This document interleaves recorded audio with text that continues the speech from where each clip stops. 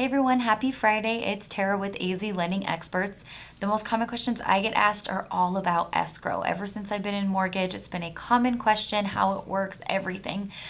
So in today's episode, I'm going to do a complete understanding escrow video from setup at origination through month-to-month servicing, all the way through your annual escrow analysis. So stick around and check out my understanding escrow video.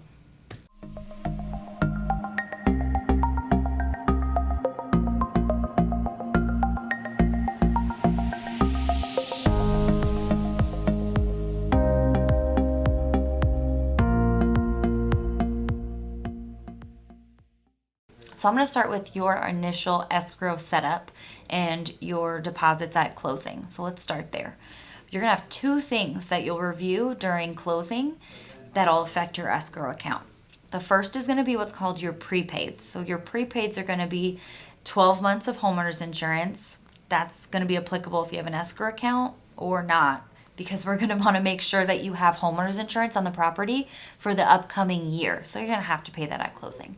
The second thing you're going to have for prepaids is your taxes. This is going to depend on when your tax bill is due for that property, and it's going to be negotiated between you and the seller. Who's going to pay the taxes upcoming, the next bill, it depends. So that's something you'll negotiate.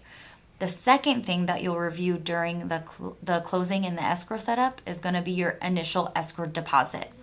There's a few factors that go into this. Your initial escrow deposit could be 0 months, bear with me, to 3 months worth. That's going to depend on your state. So your state justifies how much of an escrow cushion is required in that account.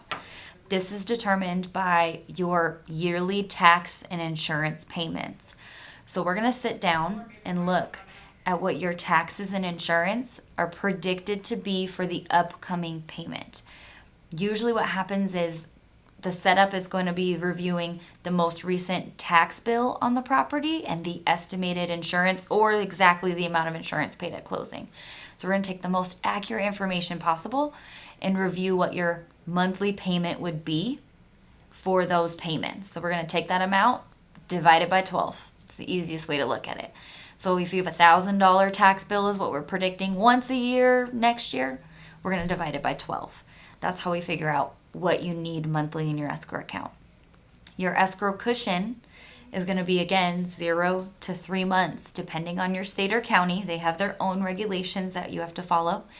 And we'll collect 3 months, 2 months, 1 month, 0 months worth of those monthly payments. So, for example, if it's $1,200 a year for your taxes and $1,200 a year for your insurance, and at closing, we require an escrow deposit or setup for 2 months, we're going to put $400 in that account, $100 for each taxes and insurance for 2 months, so $400. So that's something you'd have to bring at closing to set up your escrow account. Now I'm going to go over how escrow works after you start making your monthly payments.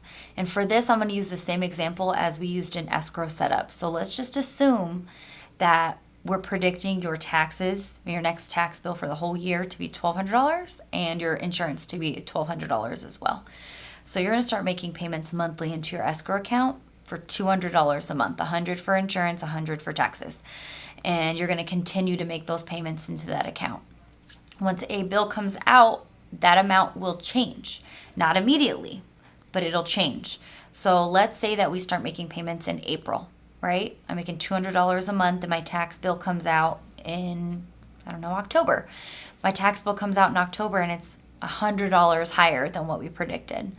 Well, it's going to stay the same until we reach your annual escrow analysis. An escrow analysis is a diagnostic of your escrow account, and it reviews the most recent tax bills and insurance bills to update the amount being collected.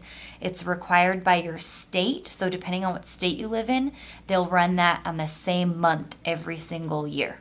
So it could be within 6 months of your closing. It could be almost a whole year away from your closing. It depends on your state. So once they do that analysis is when they're going to update how much your monthly payment is. They're going to let you know if you have a shortage or a surplus. I will go over that in just a second. So now that your tax bill has been increased, we aren't updating your payment yet until that analysis comes up. Let's say the analysis runs in January. It's been a few months. We're paying a different amount. January comes. Your escrow analysis comes out, and it lets you know we had to pay $100 more than we planned. Your taxes increased by $100. So now we have to make up that deficit of $100 that left that wasn't being collected and wasn't planned for. And now we have to start adjusting your monthly payments a little higher to plan for that higher increase for next year's tax bill, because we have to use the most recent tax information. So now they're going to start collecting the shortage, which is that difference that's left the account, and they're going to start planning for the new payment amount, which is also higher. This is why some states allow a cushion. That's the setup that you made at closing, which is a month or 2 months worth, because sometimes the payment difference is huge and you could end up with a negative escrow account. Negative escrow accounts are not bad. Your bank or servicer, whoever covers it, they'll make up that shortage by fixing your account. So they'll start budgeting for you for the upcoming year. This also can work in the opposite effect called a surplus, which I went over earlier. So a surplus is when we're planning for a $1,200 tax payment and your taxes end up only being $600. So now we've been collecting all this money and there's no reason for us to have it. They're going to send you a check called an escrow surplus check. So you're actually going to get that money back. To sum it all up, you basically want to look at an escrow account as if it's your personal savings account. It's just managed and budgeted by someone else, and they reanalyze it for you and let you know changes you need to make in order to pay your bills properly. And the benefit of it is if you miss money in that account and you don't have enough in there, they cover the difference and they give you a payment plan back to make up that difference. Or if there's extra money in that account, you get money back from that account. So when you break it down as simple as possible, it's really easy to understand, but there's a lot of things that go into it. If you ever have any questions about it, you need to contact your servicer. They're going to be the ones who are going to be able to explain it to you, and they're going to be able to break down exactly what your situation entails. This is just a general video that goes over the general process of how it works so you can better understand it. But if you have any extreme situations, definitely call your servicer, or if you want, ask us. Maybe we can help you review your escrow analysis. But I hope I answered all the questions. I hope I broke it down easy enough. If there's anything specific you want me to go over in the next video, drop it in the comments. I'd be happy to go over it personally with you or in another video. So have a great day and have a great weekend, and we'll see you next time.